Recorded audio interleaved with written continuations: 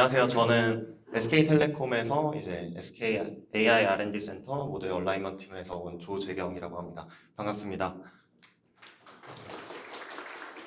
오늘 제가 이제 설명드릴 내용은 얼라이먼트 튜닝에 관한 내용입니다. 사실 얼라이먼트 튜닝이라는 게 LLM을 고도화하는 데 있어서 되게 크리티컬한 역할을 하고 있는데 나온 지는 좀 됐어요. 그래서 사실 뭐 아시는 분들, 이미 튜닝을 하고 계시는 분들은 다 알고 계시는 내용일 수 있는데 일단 하이레벨 관점에서 얼라이먼트 튜닝이 뭔지 그리고 어떻게 발전돼 왔는지 간략히 설명드리고 저희 팀에서도 뭐 자체 개발 LLM을 위해서 다양한 얼라이먼트 튜닝 기법들을 적용하고 있습니다. 디테일한 부분까지는 아니더라도 뭐 제가 어떤 생각들을 하고 있는지 어떤 어려움들이 있었는지 간략하게 공유해 보도록 하겠습니다. 네, 저는 뭐 대 AI 시대라고 부르긴 하는데 일단 뭐 두 개의 큰 마일스톤이 있는 것 같아요. 일단 알파고가 한 번 있었고 2022년에 챗GPT가 한 번 있었습니다. 제가 그 알파고 나오면서 코딩을 시작했거든요. 그래서 요때 코딩 시작해서 챗GPT가 나오면서 LLM으로 건너왔습니다. 그래서 지금 얼라이먼 튜닝을 하고 있는데요. 사실 두 개의 공통점을 하나 찾자면 둘 다 강화학습을 썼습니다. 그러니까 둘 다 뭔가 알파고는 처음부터 강화학습을 쓴 거고 챗GPT는 마지막에 좀 라스트 마일 트레이닝을 위해서 강화학습을 적용했는데요. 대체 강화학습이 뭐길래 좀 이런 브레이크스루를 만들어냈나 하고 살펴보면 사실 강화학습에 이 오브젝티브에 되게 답이 있다고 생각을 합니다. 강화학습은 오브젝티브 자체가 최대 리워드를 얻어낼 수 있는 모델을 학습하는 거예요. 그래서 환경이 이제 주어졌을 때 예를 들어서 이런 뭔가 막대기를 이제 옆으로 떨어뜨리지 않는 환경이 주어졌다고 치면은 우리가 리워드를 그냥 서 있으면 1점, 옆으로 쓰러지면 0점 이렇게 리워드를 제공해 주기만 해도 모델이 여기에 맞게 최적의 움직임을 찾아낼 수가 있습니다. 그럼 과연 이제 LLM의 이야기로 넘어와서 우리가 어떤 리워드를 이제 지정을 해주면 우리가 진짜 원하는 LLM을 가질 수 있는가 이제 이 리워드를 지정하는 게 가장 문제거든요.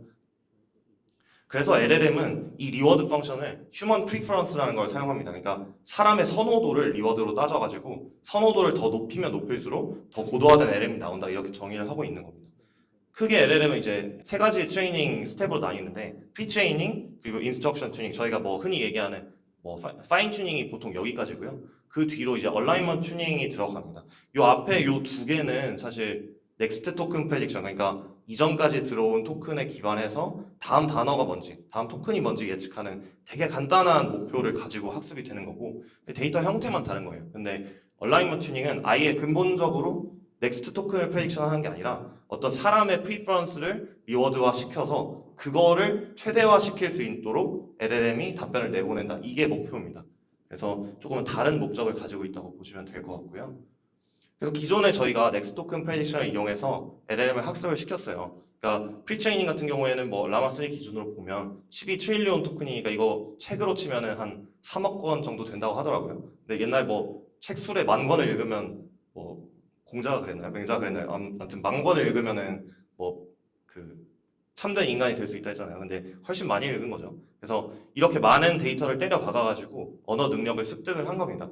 근데 이거는 이제 포매팅이 제대로 안 돼 있어가지고 저희가 뭐 예시를 주거나 이렇게 퓨전 러닝을 해야만 저희가 원하는 결과들을 얻을 수 있었고 언제 멈춰야 될지 이런 것들도 명확하게 알 수 없었는데 SFT 단계에서 좀 고도로 정제된 포매팅된 데이터를 통해서 우리가 사람과 인터랙션 할 수 있도록 LLM을 만들어주고 그리고 어떤 도메인, 특정 도메인들을 좀 어댑테이션하고 강화하는 역할로서 이 인스트럭션 튜닝을 사용을 해왔습니다.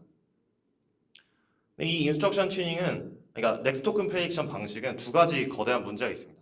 일단 첫 번째로는 네거티브 샘플을 학습할 수 없다는 거예요. 예를 들어서 지금 저희가 가지고 있는 LLM에다가 폭발물 만드는 방법을 물어본다고 칠게요. 그럼 지금 답변이 만약에 폭발물을 만드는 방법을 알려줬어요. 근데 우리가 이거 서비스로 내야 되는데 이거 위험하잖아요. 그러니까 우리는 답변할 수 없다고 하고 싶어요. 근데 이 넥스트 토큰 프레딕션 방식으로 이걸 학습하려면 요 데이터를 모아가지고 얘를 덮어쓰기 해야 되는 거거든요. 근데 이건 간접적인 방법이에요. 사실 직접적으로 하려면 이걸 못하게 만들어야지 이걸 함으로써 뭔가 간접적으로 얘의 확률을 낮추면 나중에 뭔가 샘플링이나 이런 걸 했을 때 위에 대답이 튀어나올 수가 있습니다. 그래서 이거는 좀 네거티브 샘플에 대한 학습이 어렵다 이렇게 보여지고요. 문제점 두 번째는 데이터 이상 성능 내기가 어렵다는 거예요.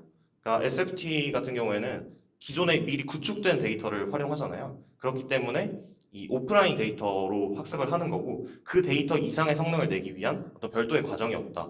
그리고 오브젝티브 자체도 그냥 다음 단어 예측해서 통계적으로 이제 맞추는 거잖아요. 그러다 보니까 저희가 데이터를 많이 넣어서 스케일링으로 극복을 하긴 했지만 아무튼 오브젝티브도 한계가 있다. 그래서 이걸 해결하기 위해서 얼라이먼트 튜닝이라는 기법이 나왔습니다. 이거는 사실 처음 이제 제안된 거는 2020년 정도인데 이 오픈 AI가 2022년에 이거를 챗GPT에다 가져다 썼어요. 그래가지고 어떻게 한 거냐면 질문 하나에 대해서 A랑 B라는 이런 답변 셋을 준비하고 이 답변 중에 더 마음에 드는 걸 사람한테 고르라고 합니다. 랭킹 방식이고요. 혹은 스코어 방식을 써도 됩니다. 뭐 A는 몇 점일지 B는 몇 점일지 이렇게 고르라고 한 다음에 이거를 가지고 LLM 학습하는 거예요. 저희가 기존에 넥스트 토큰 프레딕션 방식을 썼다면 여기서 모델이 내뱉는 답 C가 A와 같아지도록 저희가 학습을 했겠죠. A가 제일 좋은 대답이니까. 근데 얼라이먼트 튜닝은 다릅니다. 그러니까 C라는 답변이 A, B 그 무엇보다도 더 사람이 생각할 때 더 선호되는 답변을 만들기 위해서 학습이 진행이 됩니다. 그래서 구체적으로 뭐 어떻게 학습이 되냐 간단하게만 알아보면 사실 두 가지 스텝으로 나뉘거든요. 여기는 SFT가 건너뛰고요. 첫 번째는 이제 리워드 모델이라는 걸 만드는 거예요. 리워드 모델이라는 건 뭐냐면 우리가 질문을 X라고 하고 거기에 대한 답변을 Y라고 했을 때 얘가 몇 점인지 알려주는 모델을 학습시키는 겁니다. 그래서 선호되는 답변을 넣었을 때 리워드, 그리고 선호되지 않는 녀석에 대한 리워드를 했을 때 선호되는 녀석의 리워드는 올리고 선호되지 않는 애의 리워드는 낮추는 어떤 식을 이용해서 모델 학습을 합니다. 그러면 이제 우리가 어떤 답변을 넣었을 때 얘가 몇 점인지 이제 알 수 있는 모델이 나온 거겠죠. 그걸 이용해서 아까 맨 처음 나왔던 강화학습을 돌려주는 겁니다. 그래서 질문 넣고 LLM이 답변 생성하면 걔가 몇 점인지 스코어링하고 이거 가지고 피드백을 계속 돌려가지고 얘가 이 점수가 점점 높아지게 LLM을 학습을 해주면 결국 사람의 선호에 관련된 지식이 이렇게 LLM이 학습을 하게 되면서 가장 선호되는 답변을 만들 수 있다. 이것이 RHF의 핵심 방법론입니다. 이게 SFT의 그러니까 인스트럭션 튜닝의 문제점을 단번에 해결했어요. 그래서 네거티브 피드백이 가능해졌죠. 이제 점수를 적게 받으면 거기서 이거 안 해야 되는구나, 많이 받으면 해야 되는구나 이걸 알 수 있으니까 바로 해결하면서 되게 다양한 부분에서 강화가 됐습니다. 특히나 세이프티 아까 말씀드렸던 뭐 하지 말아야 될 것들, 할루시네이션도 사실 하지 말아야 되는 거예요. 거짓말 하지 말아야 되니까 이런 것들에서 되게 비약적 발전이 있었고 또 인스트럭션 팔로잉이나 리즈닝 같이 좀 포매팅에 관련된 것들에서도 되게 많은 발전이 생겼습니다. 또한 방금 온라인 러닝이었어요. 이거는 여기서 계속 생성해낸 답변을 가지고 저희가 학습을 했잖아요. 그러니까 미리 구축한 데이터가 아니라 계속 생성되는 데이터를 사용했기 때문에 지속적인 성능 향상이 가능합니다. 그러니까 이론적으로 뭐 신이 만든 RM이 있어가지고 그러니까 리워드 모델 신이 만든 게 있어가지고 완벽하게 점수를 매겨줄 수만 있으면 사람을 뛰어넘는 건 금방 이제 시간 싸움이겠죠. AGI를 금방 탄생시킬 수 있을 겁니다. 근데 그럼에도 불구하고 되게 크리티컬한 몇 가지 단점이 있었습니다. 일단 첫 번째는 너무 컴퓨팅 리소스가 많이 들어요. 이게 강화학습 돌리려면 이 LLM 하나만 있으면 되는 게 아니라 뒤에 4개 정도 모델이 더 필요하거든요. 이게 다 사이즈가 LLM이랑 똑같습니다. 그러니까 우리가 라마 70B짜리를 원래 인스트럭션 튜닝 한다고 치면은 모델 올리는데 이게 모델이 140기가 정도예요. 그러니까 일단 기본적으로 140기가를 가지고 있어야 모델을 올릴 수 있는데 얘는 올리기만 해도 이미 700기가예요. 그러니까 노드가 2개 필요한 거죠. 그리고 학습은 보통 이제 여기 곱하기 뭐 16에서 32 정도 곱한 메모리가 필요하니까 그거 따져보면 일단 올리려면 20억입니다. 그러니까 일단 돈에서 문제가 생기는 거고 뭐 로라를 쓴다고 해도 이거 올리려면 노드 2개가 필요하니까 문제가 많죠. 두 번째는 이게 제일 크리티컬한데 저희 강화학습을 썼어요. 강화학습이라는 거는 엄청나게 불안정합니다. 저희가 기우제라고 하거든요. 저희 팀에서는 엔터를 칠 때 물을 떠다놓고 기도를 드려야 돼요. 그러니까 시드를 뭘 넣느냐에 따라서 성능이 잘 나올 때도 있고 성능이 완전 안 나올 때도 있습니다. 이게 저희가 컨트롤할 수 있는 부분이 아니라 이 RL 알고리즘 자체가 그러니까 직접 정답으로 학습하는 게 아니라 리워드를 기반으로 하는 간접 학습이기 때문에 불안정할 수밖에 없는 거예요. 근본적으로. 그리고 마지막은 이제 리워드 해킹이라는 문제가 발생하는데 이제 사람이 선호도를 태깅할 때 되게 직관적으로 보이는 피처들이 있습니다. 예를 들어서 길이, 포맷.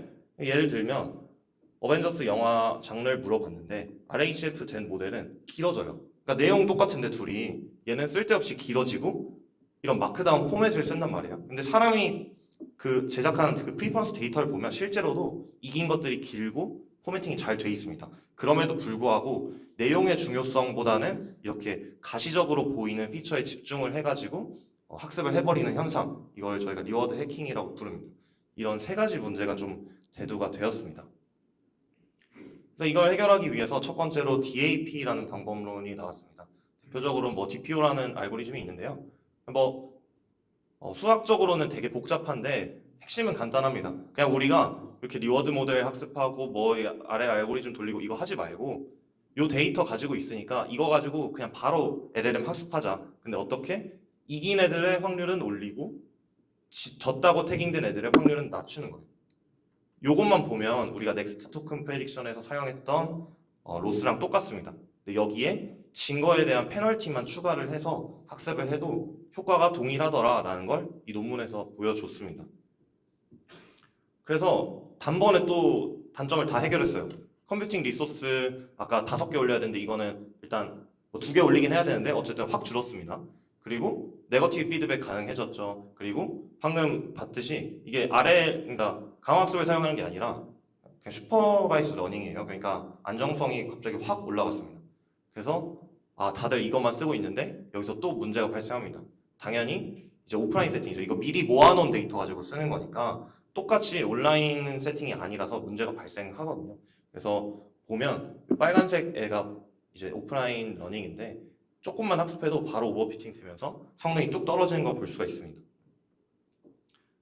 그래서 이제 가장 최근에는 제일 많이 사용되고 있는 게 온라인 DAP라는 방법론입니다. 이거는 되게 간단하게 LLM 보고 그냥 답변 여러 개를 생성하라고 시켜요. 시킨 다음에 얘네의 우열 관계를 별도의 다른 LLM을 통과시켜서 뭐가 이겼는지 태깅을 합니다. 그거 가지고 우리 아까 봤던 DAP 방법론을 적용을 하는 거예요. 그리고 이거를 계속 이터레이티브하게 반복합니다. 이때 뭐 어노테이터 같은 경우에는 우리가 리워드 모델 별도로 학습시켜서 사용을 해도 되고 아니면 뭐 챗GPT한테 물어봐도 되고 뭐 오픈소스 모델을 써도 되고 뭐 자유롭게 사용을 하면 됩니다. 그래서 되게 많은 방법론이 있고요. 이것도 온라인 러닝을 통한 지속적 성능 향상이라는 단점을 바로 단번에 해결했어요. 이 과정에서 컴퓨팅 리소스가 조금 올라가긴 하는데 여전히 RHF보다는 리소스가 한참 세이브가 되는 상황이고요. 다만 단점이 있는데 이게 베이스 LLM 성능이 안 좋으면 성능이 떨어져요. 그러니까 여기서 보면 얘가 답변 생성한 거 가지고 데이터 만들었잖아요. 그러니까 초장부터 얘가 안 좋으면 안 좋은 대답만 계속 만들어낼 거고 이거를 태깅해가지고 써봤자 성능이 그렇게 크게 증가하지 않습니다. 그래서 이런 부분들이 좀 문제가 되기 때문에 초반에는 뭐 오프라인 러닝을 사용해서 조금 학습을 시켜서 고도화를 시킨 뒤에 온라인 DAP를 사용하는 방식이 많이 사용되고 있습니다. 그래서 뭐 리캡을 해보자면 뭐 이런 네거티브 피드백을 통해서 우리가 이런 성능 강화를 얻었고 이게 프리퍼런스를 높이는 거예요. 그러니까 뭐 벤치마크를 따겠다 이런 게 아니라 프리퍼런스 올리는 거기 때문에 가끔 벤치마크가 떨어집니다. 점수가. 그래서 점수가 떨어졌다고 해서 안 좋아졌나 하고 써보면 너무 좋아요. 그러니까 사람이 선호되는 답변을 내뱉기 때문에 더 좋은 경우들이 있습니다. 그래서 저는 사실 얼라이먼트 튜닝까지 된 모델들은 벤치마크를 그렇게 신뢰하지는 않는 편이고요. 그리고 아까 말씀드렸다시피 이 방법론마다 뭐 트레이드오프가 있습니다. 그래서 회사의 사정, 연구실의 사정 뭐 이런 걸 다 고려해서 각자의 방법론을 잘 선택해서 사용을 하면 되겠습니다.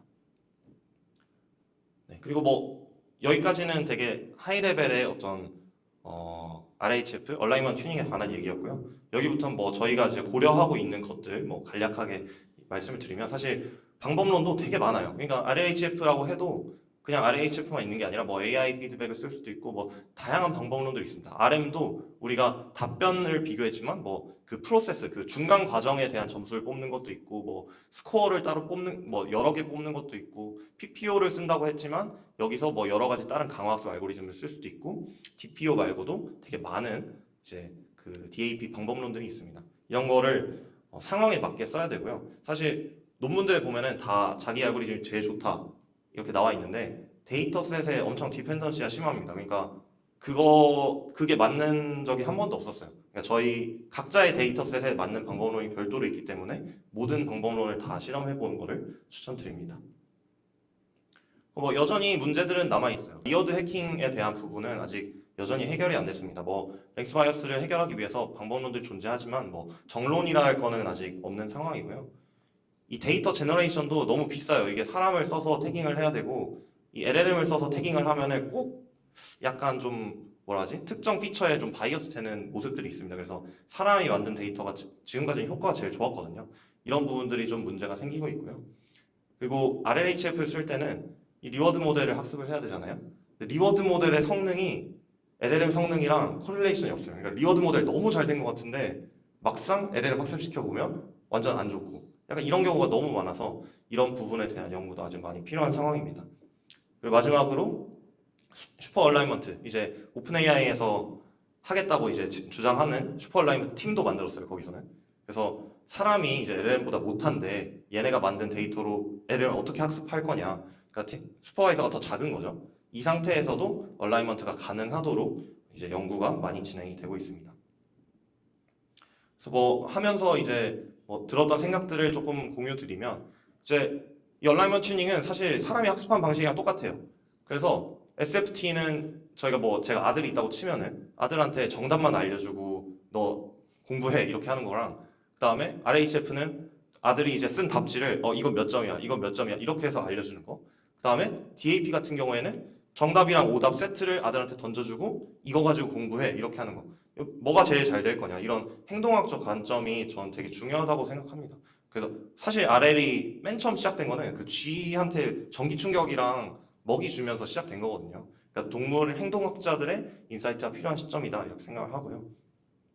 두 번째로 이 얼라이먼트 튜닝이 과연 효과가 있는가? 저희가 지금 파인 튜닝으로도 대다수의 서비스들이 진행되고 있는데 얼라이먼트 튜닝이 과연 필요한가 하면은 저는 이 샘플 에피션시에 엄청 큰 효과가 있다고 봐요. SFT에 데이터 10개를 추가한다고 해서 성능이 그렇게 크게 올라가지 않거든요.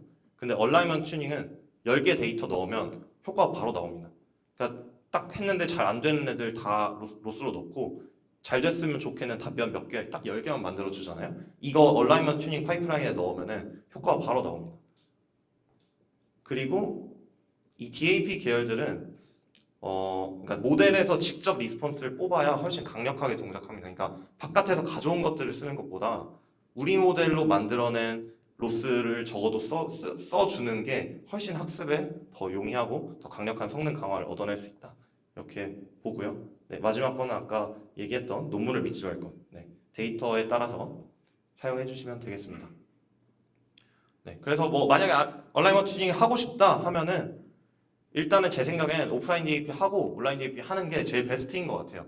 PPO, RHF를 돌리기에는 너무 리소스가 많이 들고 그거는 불안정성이 너무 크다고 보입니다. 그래서 일단은 DAP를 하되 내가 만약에 업계 소타를 노린다. 진짜 누구보다 좋은 LLM을 만들겠다고 각오를 했다면 RHF가 제 생각엔 어퍼바운드는 더 높다고 봅니다. 저희가도 많은 실험을 해봤지만 제일 성능이 잘 나오는 건 결국 RHF 계열이에요. 네. 그리고 이제 뭐 이 리워드 모델 같은 경우에는 아까 말씀드렸다시피 더 많은 그 연구들이 필요한 시점이고요. 마지막으로 이제 학습 시간을 단축하기 위해서 다양한 방법론들을 적용을 해야 실험을 더 많이 해볼 수 있겠다. 뭐 이런 생각이 들었습니다. 네. 그래서 얼라이먼트 튜닝은 LLM에만 사용되는 건 아니고요. 사실 로보틱스에 더 먼저 사용됐습니다. 그래서 뭐 이렇게 뛰는 거 학습시킬 때 RL로 학습하면 이렇게 한 발로 걸어가는데 이거 사람이 프리퍼런스로 비교해가지고 뛰는 거 학습시키면은 진짜 사람처럼 뛰거든요. 이런 것도 있고 비전 쪽에서도 되게 활발히 연구가 이루어지고 있다. 네, 그리고 이거는 저희 그냥 회사 내용 빼기가 좀 그래가지고 살짝 넣었는데 네. 저희 회사에서 이렇게 학습시킨 모델을 되게 많은 유즈 케이스에 사용하고 있습니다. A.앱 다들 쓰시는지 모르겠는데 SK텔레콤에서 통화요약으로 앱 많이 쓰고 있거든요. 거기서 안에 들어가면 LLM 쓸 수 있습니다. 저희 모델이 오픈소스로 공개되진 않았는데 그 웹페이지에서 쓸 수 있어요. 그래서 성능 정도는 한번 이걸로 평가해 보시면 될 것 같고요. 그리고 뭐 내부에서도 뭐 보도자료 생성, 그리고 뭐 챗봇 이런 거 그룹사 내외 다양한 유즈 케이스들에 활용이 되고 있습니다. 진짜 마지막으로 웨이트 앤 바이어스 왔는데 웨이트 앤 바이어스 얘기 안 하기가 좀 그래가지고 네. 마지막으로 넣었습니다. 그래서 저희 뭐 트레이닝 커브 트래킹하는 건 당연히 완디비로 하고 있고 최근에 이제 도입을 했는데 이 이밸리에이션 리포트를 저희가 그 아까 호랑이 그것처럼 내부적으로 리포트 하나 만들었습니다. 그래서 거기에 데이터 그 이밸리에이션 결과들을 쌓아서 하고 있고요. 뭐 이게 지금 각각 무슨 매트릭인지 저희가 빼라고 해가지고 공개는 안 했는데 아무튼 뭐 내부적으로도 저희 모델, 외부 모델 이런 것들 리더보드에 다 관리하면서 완디비 잘 사용하고 있습니다.